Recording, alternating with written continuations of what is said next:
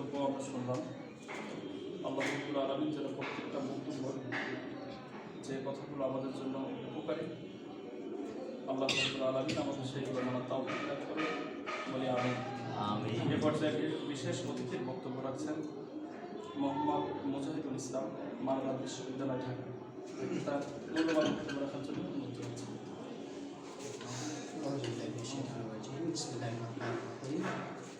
والصلاة والسلام على سيد الأنبياء والمرسلين وعلى آله وأصحابه أجمعين.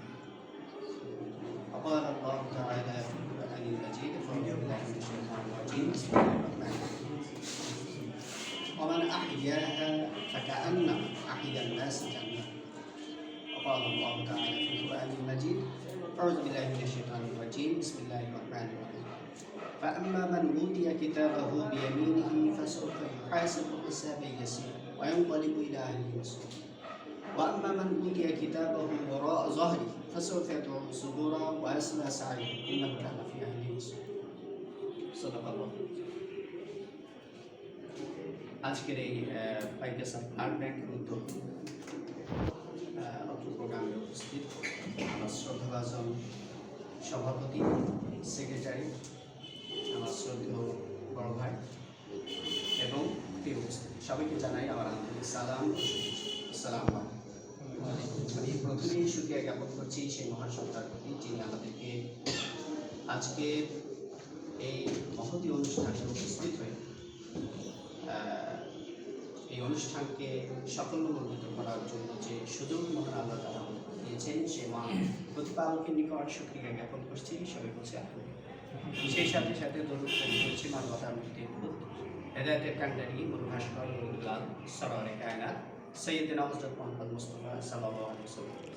সেই সাথে সাথে মাগফিরাত কামনা করছি হেরা গুহা থেকে উচ্চারিত একদল জান্নাতবাহিত উদীয়মান নক্ষত্র, যারা নিজের জীবনকে বাজি রেখে ইসলামকে সুনির্দিষ্ট পন্থায় সুকৌশলে সুপ্রতিষ্ঠিত করার লক্ষ্যে নিজের জীবনকে মহান আল্লাহ তাআলার নিকট সঁপে দেওয়ার মাধ্যমে ইসলামের মহান এবং সুস্পষ্ট বাণীকে আমাদের সামনে উপস্থিত করেছেন, সেই মহান শহীদদের প্রতি আমরা মাগফিরাত করি।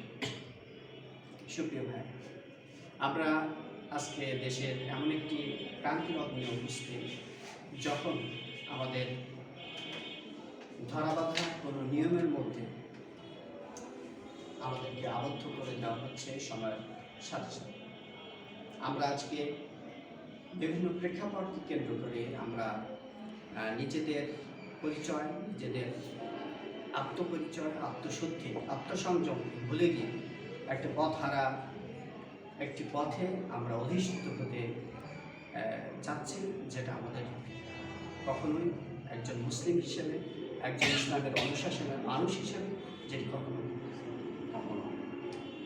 আমি একটি আয়াত তেলাওয়াত করেছি আপনাদের সামনে, সেটা হচ্ছে ওমান আহইয়াহা ফাকাআন্নামা আহইয়ান নাস জামিআ। যে ব্যক্তি একজন মানুষের জীবনকে সেভ করবে, জীবনকে রক্ষা করবে, সে গোটা মানব জাতিকে। এটা একটা বিশাল বিরাট। আমরা সর্বপ্রথম যাকে সামাজিক কাজের ব্যাপারে, আজকে ব্লাড ব্যাংক শুধু একটা সামাজিক সংগঠন শুধু নয়, এই সামাজিক সংগঠনের মাধ্যমে আমরা মনে করি আমরা যদি আদর্শিকভাবে এই সংগঠনকে পরিচালনা করতে স্বচ্ছতা, জবাবদিহিতার মাধ্যমে, তাহলে শুধু ব্লাড ব্যাংক এটা শুধু একটা নাম মাত্র, এটা শুধুমাত্র একটা অর্গানাইজেশন নাম হতে পারে। বাট আমরা যদি আমাদের চিন্তাভাবনাকে শানিত করি, এই ব্লাড ব্যাংক শুধু নয়, ব্লাড ব্যাংকের আঙ্গিকে অন্য সংগঠনগুলো যদি আমরা এখানে দাঁড় করাই, এই সংগঠন নামের পরিবর্তন কিছু যায় আসে যেটি হচ্ছে আমাদের আদর্শ, আমাদের আন্তরিকতা, আমাদের নিষ্ঠা, আমাদের প্রজ্ঞা, আমাদের আগ্রহ, মহান আল্লাহ তাআলার নিকট প্রার্থনা যে আমরা আমাদের নিজেদেরকে এমন একটি কাজে অধিষ্ঠিত করতে পেরেছি, যে কাজটি মহান আল্লাহ তাআলা রাসূল সাল্লাল্লাহু আলাইহি ওয়াসাল্লামের মাধ্যমে, আমাদের প্রিয় নবী হযরত মুহাম্মদ সাল্লাল্লাহু আলাইহি ওয়াসাল্লামের মাধ্যমে সূচনা করেছে। রাসূল সাল্লাল্লাহু আলাইহি ওয়াসাল্লাম যখন সুদীর্ঘ 3 বছর কোরআনের দাওয়াত দিয়েছেন, এই কোরআনের দাওয়াত দেওয়ার পূর্বে, অর্থাৎ রাসূল সাল্লাল্লাহু আলাইহি ওয়াসাল্লামের উপর কোরআন অবতীর্ণ হওয়ার পূর্বে রাসূল সাল্লাল্লাহু আলাইহি ওয়াসাল্লামের অবস্থান কী ছিল আমরা কি জানি?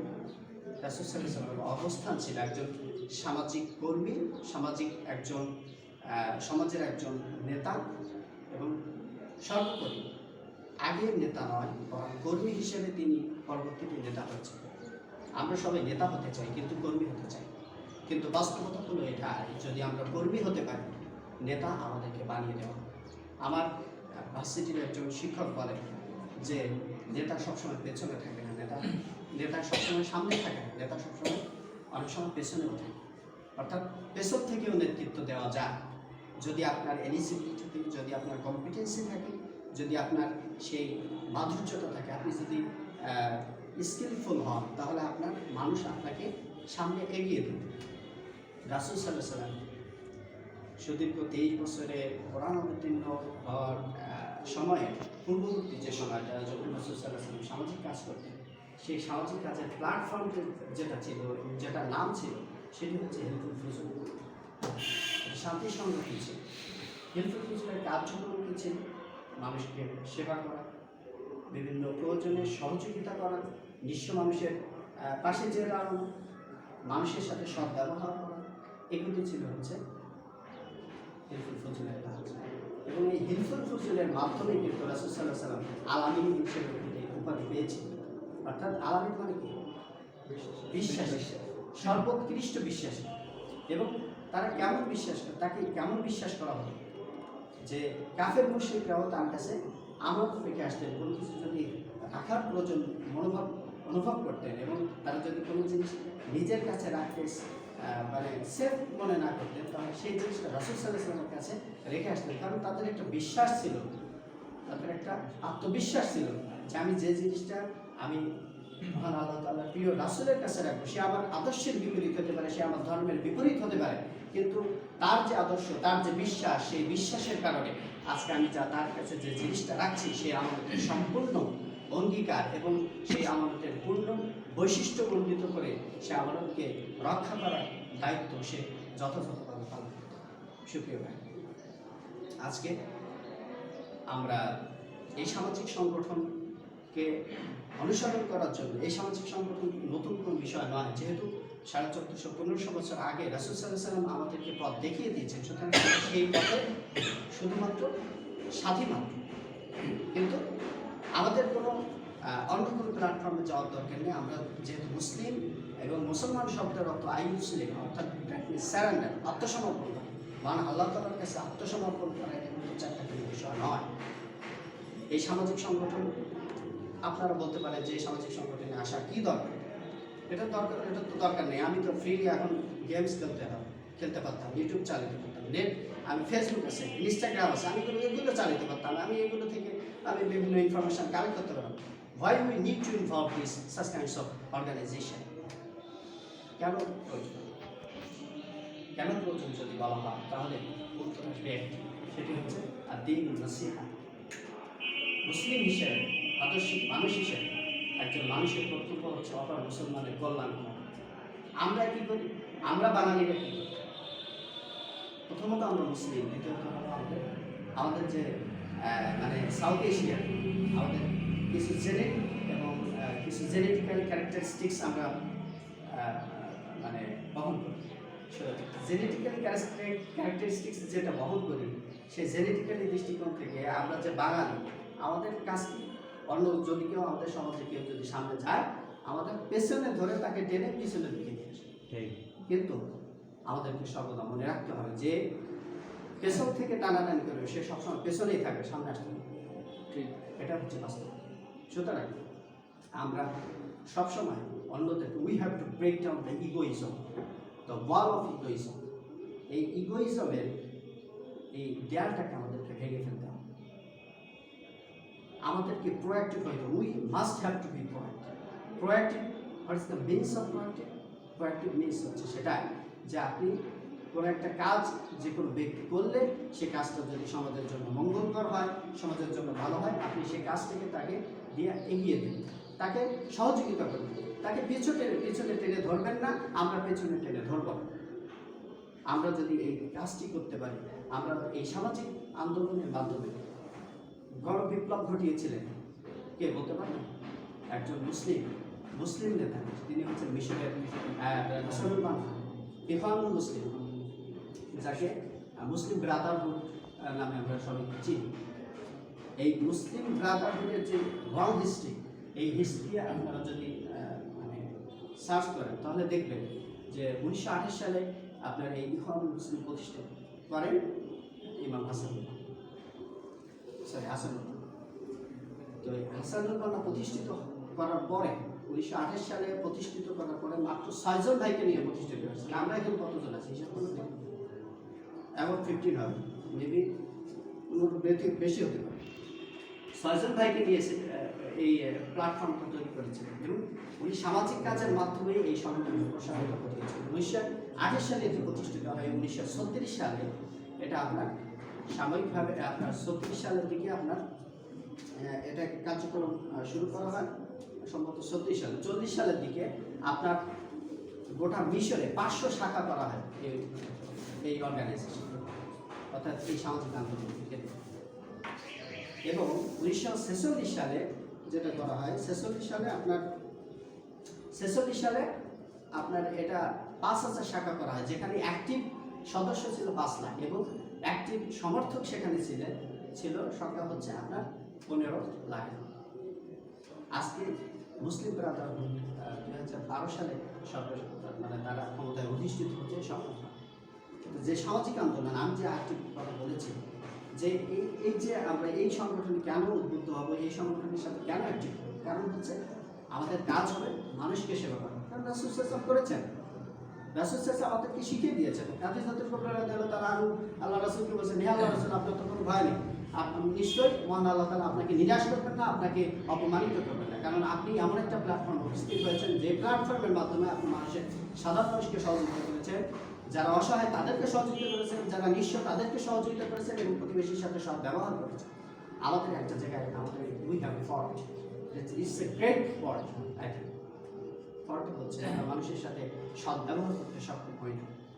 আমাদের উচিত হবে প্রত্যেকটা জায়গায় প্রত্যেকটা মানুষের সাথে, সে হতে পারে সে রিক্সা চালক, আজকে সে রিক্সা চালকগুলিকে আমরা তার সাথে খারাপ ব্যবহার করব না।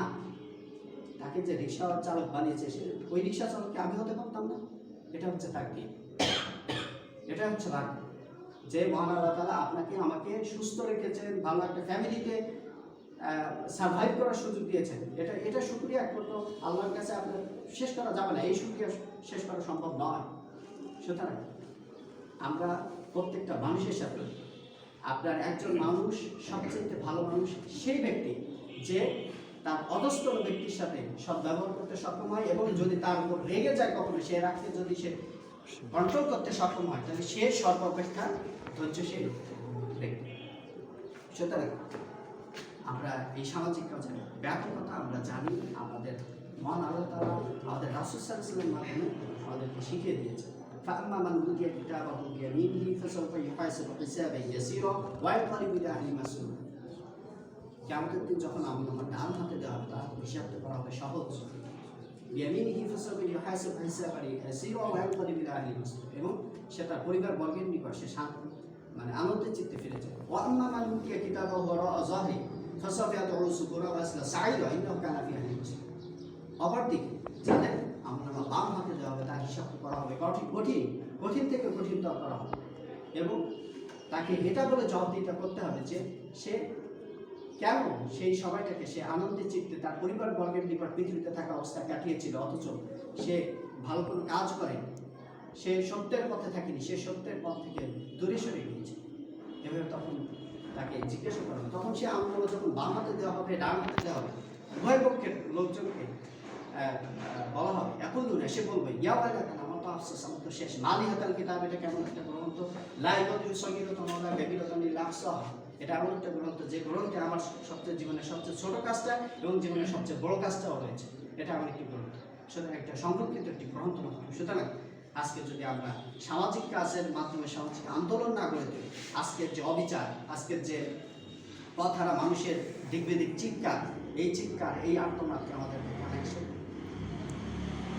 আমাদের এই সামাজিক আন্দোলনের মাধ্যমে রাষ্ট্র ব্যবস্থা পরিচালনা করার মতো যে যোগ্যতা, সেই যোগ্যতা অর্জন করার মাধ্যমে এই বর্তমান যে ক্রাইসিস, সেই ক্রাইসিসকে আমাদেরকে ওভারকাম করার মতো অ্যাবিলিটি এলিজিবিলিটি আমাদের অর্জন করতে হবে। তাহলে মহান আল্লাহ তাআলা আমাদের কোরআনের যে শিখিয়ে দেওয়া বাণী এবং রাসূল সাল্লাল্লাহু আলাইহি সাল্লামের যে প্রশিক্ষণ, রাসূল সাল্লাল্লাহু আলাইহি সাল্লামের যে আদর্শে, সেই আদর্শকে আমরা কেন্দ্র করে আমরা সামনে এগিয়ে যাব। আল্লাহ আমাদেরকে এই সংগঠনের সাথে থেকে, এই অর্গানাইজেশনের সাথে থেকে আমাদেরকে আদর্শিকভাবে এই সংগঠনকে পরিচালনা করার তাফিক আল্লাহ তাআলা আমাদের দান করুন। আমিন। সম্মানিত ভাইরা,